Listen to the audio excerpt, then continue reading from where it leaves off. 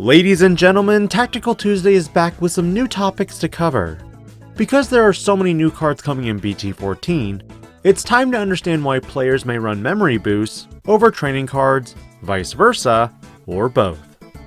Deck building is one of the most fun elements of the Digimon trading card game, but because Western audiences get the newer sets much later than our Japanese counterparts, sometimes the meta is already a solved puzzle.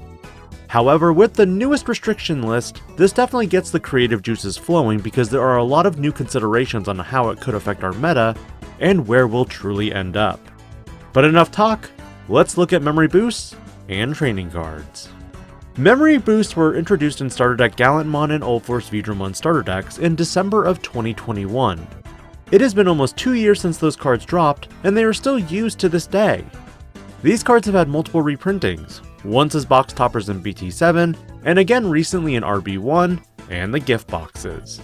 These cards offered players a deep dive into the top 4 cards of their deck, and let you add one Digimon card of that corresponding color.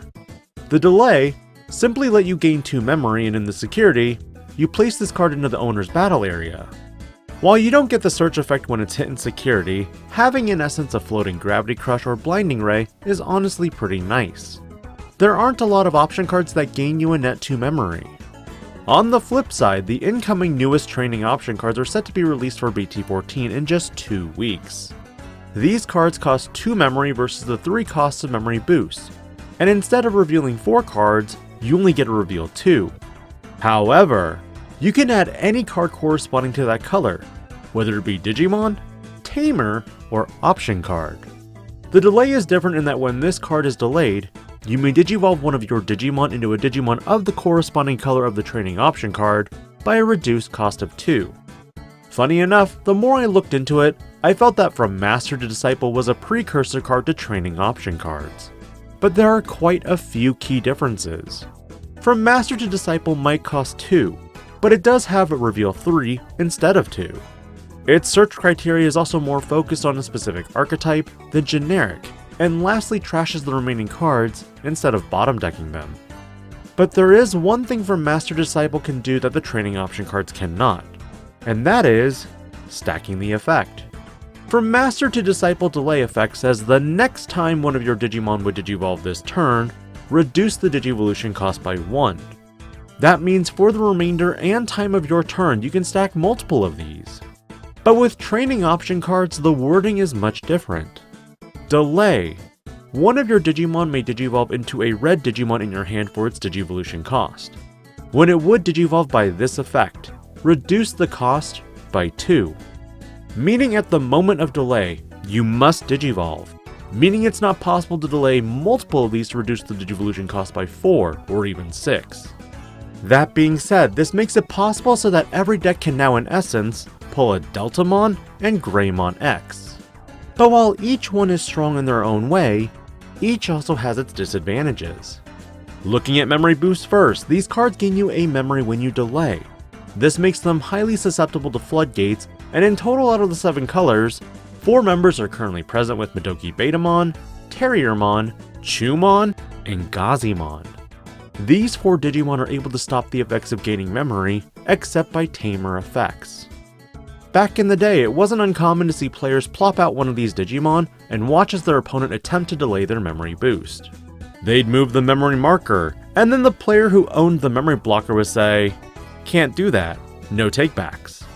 At times in competitive play, this was soul-crushing. But while memory blockers can be problematic, due to their low level and DP stat line, many decks have ways to remove them before delaying now. And while yes, you can use the extra 2 memory to digivolve more, because you're adding additional memory, you have the benefits of choosing what you do with that memory. Instead of digivolving, you may play an option card, or even a Tamer. Bottom line, memory boosts, while more expensive, have much more flexible utility with their delay effect. The only other downside of memory boosts is that they bottom deck literally everything else that's not a Digimon. With Tamer heavy decks, losing those Rina Shinomiya for Ulforce Vidramon can really hurt. Now on the flip side, with training option cards, as I mentioned before, you can add any card of that corresponding color to your hand off the top 2 cards. And luckily in the Digimon trading card game, there are only 3 cards that currently exist that counter this delay effect. BT5 Gaussmon, Sayakomon, and Cutemon.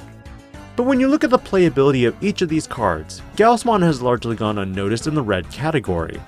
But that's also mainly because the most commonly used red decks are Greymon, Red Hybrid, and Jesmon. All of these decks have a tribal sense to them that teching in Gaussmon would be a consistency reducer. Cutemon was largely played in Lord Knightmon and has only been in a select few decks since then. And Sayakomon has largely been the most played Floodgate for the fact that blue does not necessarily have a tribal theme. Although I used it in Blue Flare originally in BT10, as more sets have released, more level 3 Blue Flare members have become available, and regrettably, Sayakomon had just gotten removed. Funny enough, all of these cards are also great counters to Bloom Lordmon. But the issue is, these cards are only best against Bloom Lordmon, and not necessarily everything else. But with training option cards dropping in, you might start seeing more players tech 1 or 2 copies of these cards as countermeasures, because they'll stop the reduction Digivolution cost and also be a great inherent counter to green decks. Ultimately, I see myself gravitating more towards training cards because of their generic searchability. Decks like Shine Greymon, Mirage Galgamon, and Ulforce greatly benefit from these option cards because they can also add their tamers. Do keep in mind that while you can add tamers, hybrid decks won't be able to effectively use the training cards for the fact that tamers are not treated as Digimon at the moment of delay. There are still a lot of niche effects to explore. To players who plan on building big stacks and going for game in one turn, you might consider swapping out all of your memory boosts for training option cards.